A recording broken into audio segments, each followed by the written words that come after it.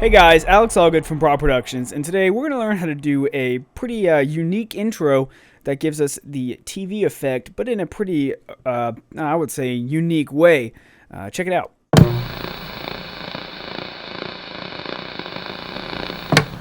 Now, we're going to be going over how to use the TV simulator effect in Sony Vegas.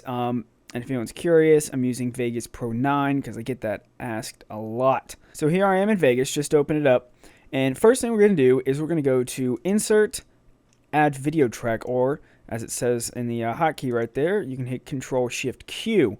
But here we are with that, and then let's add a text layer, just so we can write our thing. Let's see, Broad Productions. And I found a new font that I'm starting to use more often. I used it for a new channel, or discovered it for our new channel, A Squared. We haven't seen it, youtube.com/A Squared Pro, because Productions was too long. But anyway, it's called Harabera. If you want to pronounce it that way, you can find it on Google if you want, just Harabera. But there we go. Let's go ahead and go to Properties and set our color to black, and it disappears. That's exactly what we want. So then we'll go to the Media Generators tab, go to Solid Color, and let's choose white.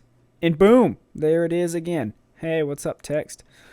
Let's drag this out just a little bit so it matches the background, the text does. Or we can go ahead and shorten it to however long you want the intro to be. And the first thing we're going to do is we're going to make the background have the TV effect.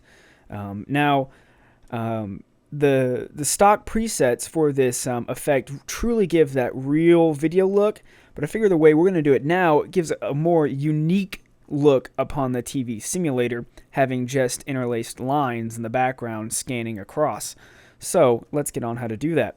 In the Video Effects tab, you'll scroll all the way down and go to TV Simulator, and just go ahead and add Reset to None, which is basically the effect without any properties on it, so it won't show up as anything. So drag that onto our white background layer. Now, I already have everything I used, all the certain parameters I used right here, and I will give them to you. So listen carefully and follow along, boys and girls. For detail zoom, we're going to hit 2.5. Tab, there we go, not just one. For aperture grill, we're going to click 0.08, then 0.8.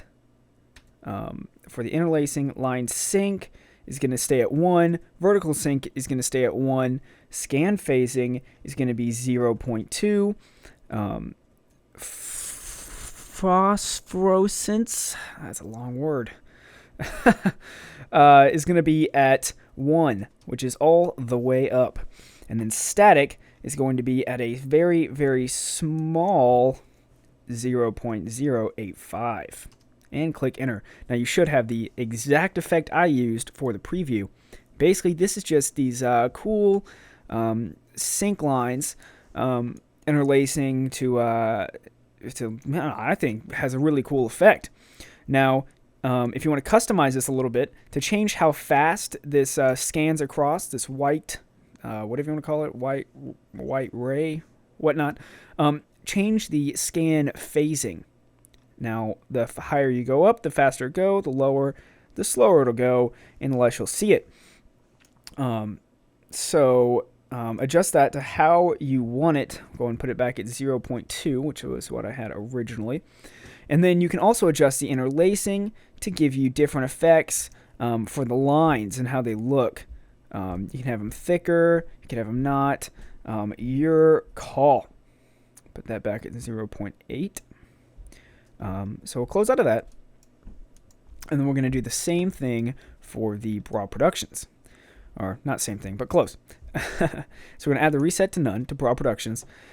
And so far, this is looking pretty close. This part's pretty easy. And what we're going to do is we're going to boost these 5 up all the way to 1 and keep the bottom 1 and the top 2 at 0 and 1. I don't know why they made detail zoom not at 0 to 1. instead of 1 to 4. I don't know why they didn't do 0 to 3. Funky, Sony. You're funky. You're funky people. Anyway, that's all you need to do for the broad productions. Now, you probably won't notice anything on the broad productions because it's black, and this TV simulator is not showing up because it's black. If you change it to white, you'll see what I'm talking about. But that doesn't matter. The biggest thing that gives off this effect is the shadow we're going to put in. So let's go to the Generated Media tab and go to Effects. And let's check Draw Shadow.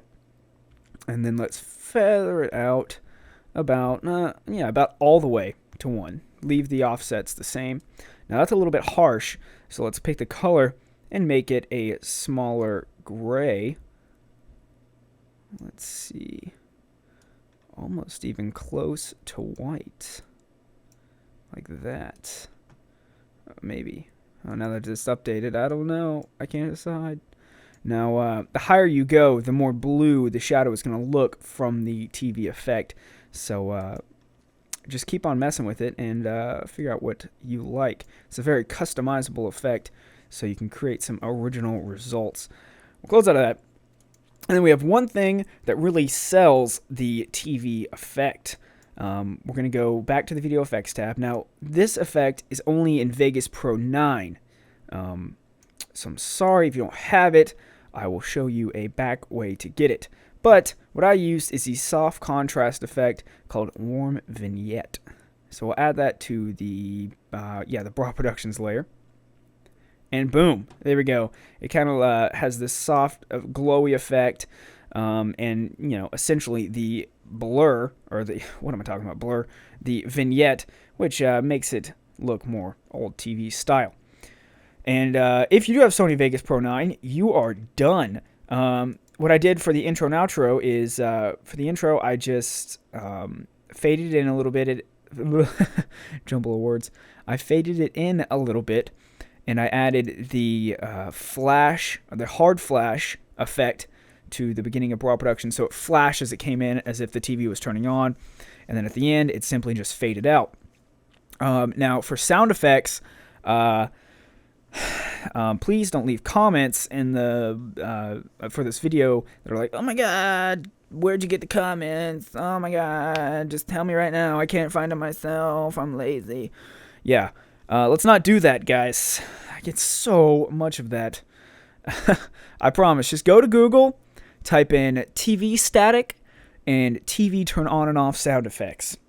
Not only will you find the sound effects, but you'll stumble upon many, many websites that offer bajillions of free sound effects. I promise, 10 seconds on Google, and all your dreams will come true. It's magic. Okay, so let's get back to the vignette without Sony Vegas 9. So I'll go ahead and delete this effect as if it doesn't exist, as if I'm not in Vegas Pro 9. Now, again, this effect I'm doing might be restricted to only pro users of any model. Now, because we're going to use some masking tools, which isn't offered in Movie Studio. But let's go ahead and get to it. So I'm going to add another video layer by hitting Control-Shift-Q. Boom, there we go. We're going to go to Media Generators, and we're going to drag in black. Oh no, where'd it go? We're going to click the Event Pan Crop button. Oh, went to the other monitor. Gotta love dual monitors. And we're going to get the... first we have to go down here to the Position keyframe, click Mask, and check it, telling Vegas that we do want to create a fancy-dancy mask. So we're going to click this, the Anchor Creation tool. You can click it or hit D on the keyboard. And we'll start about here, about, like 10% down the video. We'll go down to about the same length, and we'll click diagonally from it, and then we'll hold it, and then it'll make this nice Bezier curve. And then we'll do about the same thing over here, and up here, and then right here. Oh, that's not good. Control Z to undo. Oh, still not good. Getting there. There we go. And then we'll add another, and then another one over here, and we'll complete the mask right there. Now you might might not let you Bezier warp because you just completed the mask, but that's easy to fix. We'll click this funky little caret tool. Click that one keyframe, and oh, that's not good. We'll click that, and then that'll no, that's not working. What am I doing? What am I doing, people? Okay, well, you can just make a new keyframe that's Beziered like that, and mess with it a little bit, and shabam. There we go. It's okay if it's a little off like that, even if all these don't match, because when you feather it, you won't be able to know, because I'm going to feather it more than the soft contrast effect in 9. But anyway, that should have made a mask. We'll drag this over just so you can see it, and you see it obviously did.